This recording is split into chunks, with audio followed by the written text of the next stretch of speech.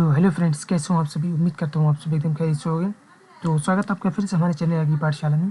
तो आज की इस वीडियो में आपके लिए लेकर आया हूँ बीएससी ऑनर्स एग्रीकल्चर के 4th सेमेस्टर के water management for crops subject की टॉप 40 मोस्ट इंपॉर्टेंट एग्जाम में आने वाले क्वेश्चन, जो कि आपके एग्जाम के लिए काफ़ी ज़्यादा इंपॉर्टेंट हैं।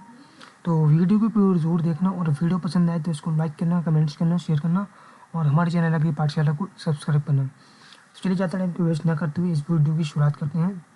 और अगर आपको इसकी पीडीएफ चाहिए तो आप हमारे टेलीग्राम चैनल को ज्वाइन कर सकते हैं, जिसका लिंक डिस्क्रिप्शन बॉक्स में है।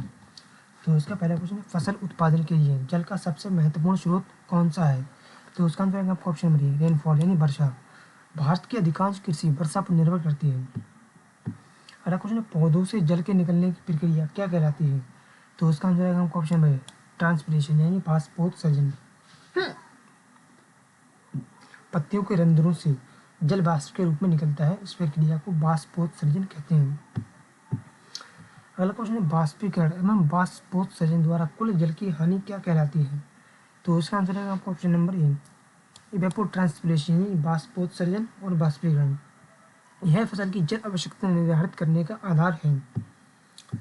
अगला क्वेश्चन है, किस सिंचाई विधि की जल उपयोग दक्षता सबसे अधिक होती है। तो उसका आंसर है आपका ऑप्शन नंबर ए, ड्रिप इरिगेशन यानी ड्रिप सिंचाई। ड्रिप सिंचाई में 90 से 95% तक जल उपयोग दक्षता होती है।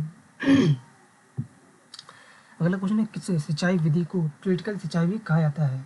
ड्रिप सिंचाई को स्प्रिंकलर सिंचाई को, या फिर बाढ़ सिंचाई को, या फिर चेक बेसिन सिंचाई को। तो इसका आंसर है आपका ऑप्शन नंबर है, ड्रिप सिंचाई को। इसमें पानी बूंद बूंद करके जड़ों तक पहुंचाया जाता है।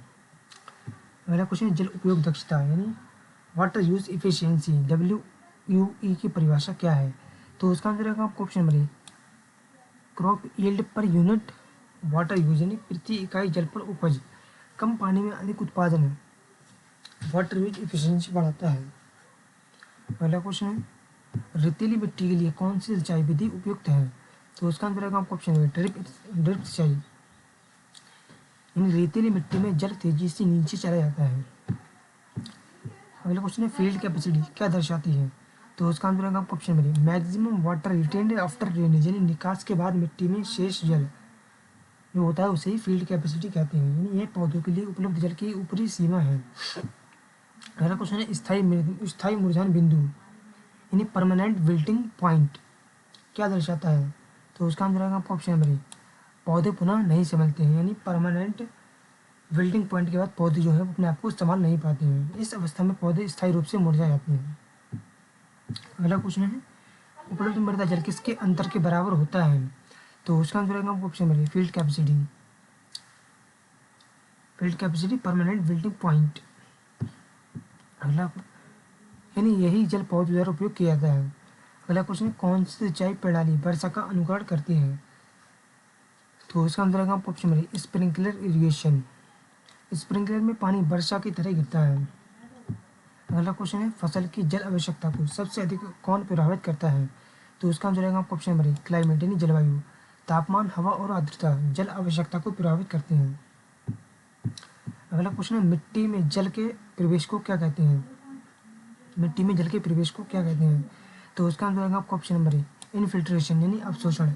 जल का मिट्टी की सतह से अंदर जाना अवशोषण कहलाता है। अगला क्वेश्चन है, मिट्टी में जल का नीचे की ओर जाना क्या कहलाता है। तो उसका आंसर है आपका ऑप्शन नंबर ए, पर्कुलेशन यानी प्रवाहन। यह भूजल पुनर्भरण में सहायक है। अगला क्वेश्चन है, कौन सी फसल जल तनाव के प्रति अधिक संवेदनशील होती है। धान की नर्सरी, ज्वार, बाजरा, या फिर अरंडी। तो उसका आंसर है आपका ऑप्शन नंबर ए, राइस नर्सरी यानी धान की नर्सरी। अगला क्वेश्चन है, जल भराव मुख्यतः किससे प्रभावित करता है। तो उसका आंसर है आपका option number A, root growth यानी जड़ की वृद्धि को।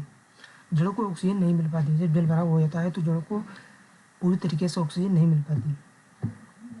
अगला क्वेश्चन है, मृदा नमी तापमान मापने के लिए कौन सा यंत्र प्रयोग होता है। तो उसका आंसर है आपका ऑप्शन है, टेंसीमीटर यानी यह सिंचाई निर्धारण में उपयोगी एक यंत्र है। अगला क्वेश्चन है, IW/CPE अनुपात किससे संबंधित है। तो उसका आंसर है आपका ऑप्शन नंबर ए, इरिगेशन शेड्यूलिंग यानी सिंचाई अनुसूची। यह सिंचाई का समय निर्धारित करने में प्रयोग होता है। अगला क्वेश्चन है कौन सी फसल सबसे अधिक जल उपयोग करती है? तो उसका आंसर होगा आपका ऑप्शन नंबर राइस यानी धान। धान को अधिक सिंचाई की आवश्यकता होती है। अगला क्वेश्चन है गेहूं में सिंचाई की सबसे महत्वपूर्ण अवस्था कौन सी होती है? Crown root initiation, tillering, flowering या फिर मैच्योरिटी। तो इसका आंसर होगा आपका option number A crown root initiation यानी CRI स्टेज। CRI अवस्था पर सिंचाई न मिलने से उपज में भारी कमी आती है। अगला क्वेश्चन है बागों के लिए सबसे उपयुक्त सिंचाई विधि कौन सी है? तो उसका आंसर होगा आपका ऑप्शन नंबर ए ड्रिप सिंचाई यानी फलदार पौधों की जड़ों तक सीधे पानी पहुंच जाता है इसमें। अगला क्वेश्चन है कौन सी सिंचाई विधि सबसे अधिक जल बचाती है? तो उसका आंसर होगा आपका ऑप्शन नंबर ए ड्रिप सिंचाई। इसमें जल की हानि न्यूनतम होती है। अगला क्वेश्चन है कतार वाली फसलों के लिए कौन सी सिंचाई विधि सबसे उपयुक्त है? तो इसका आंसर है आपका ऑप्शन नंबर है फरो इरिगेशन यानी नाली सिंचाई विधि। मक्का, गन्ना, कपास जैसी कतार वाली फसलों में यह विधि सबसे उपयोगी होती है।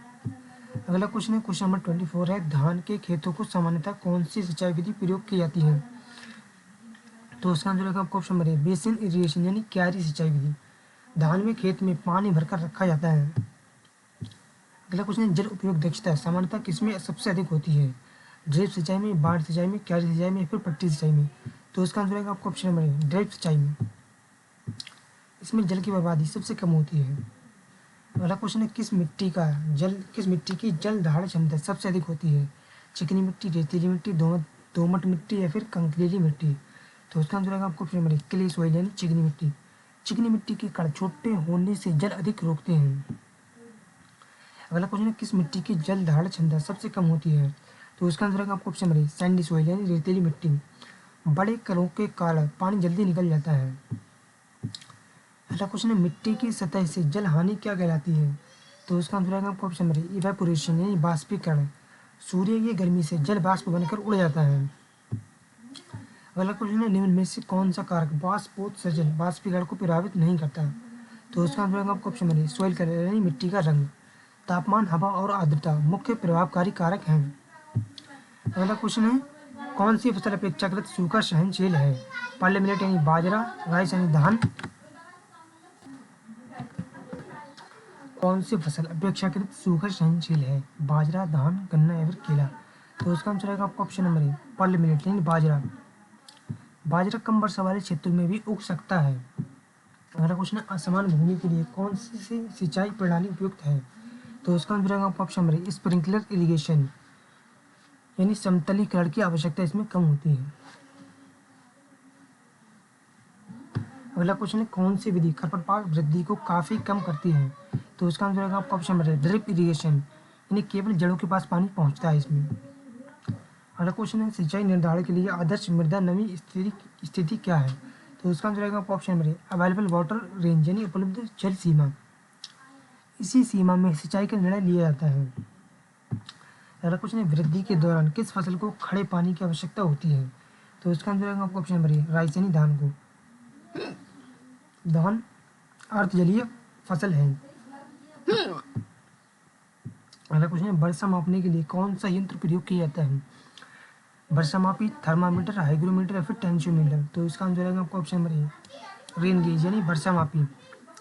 वर्षा की मात्रा मापने हेतु उपयोग किया जाता है जिसको बोलते हैं रेन गेज यानी वर्षा मापी। अगला क्वेश्चन है किस सिंचाई विधि में जल परिवहन हानि सबसे अधिक होती है? तो इसका आंसर है आपका ऑप्शन नंबर फ्लड इरिगेशन यानी बाढ़ सिंचाई।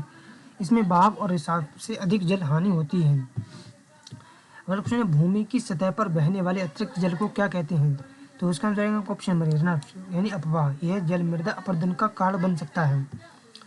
अगला क्वेश्चन है किस सिंचाई प्रणाली को सूक्ष्म सिंचाई भी कहा जाता है? तो इसका आंसर है आपका ऑप्शन नंबर ड्रिप सिंचाई यानी इसमें कम मात्रा में जल सीधे जड़ों तक पहुंचता है। अगला क्वेश्चन है कौन सी सिंचाई पद्धति अधिकतम जल संरक्षण में सहायक है? तो इसका आंसर है आपका ऑप्शन नंबर ए ड्रिप सिंचाई। जल उपयोग दक्षता सबसे अधिक होती है इसमें। अगला क्वेश्चन है फसलों में जल प्रबंधन का मुख्य उद्देश्य क्या है? कम जल में अधिक उत्पादन, अधिक सिंचाई और प्रभाव बढ़ाना या फिर जल भराव बढ़ाना।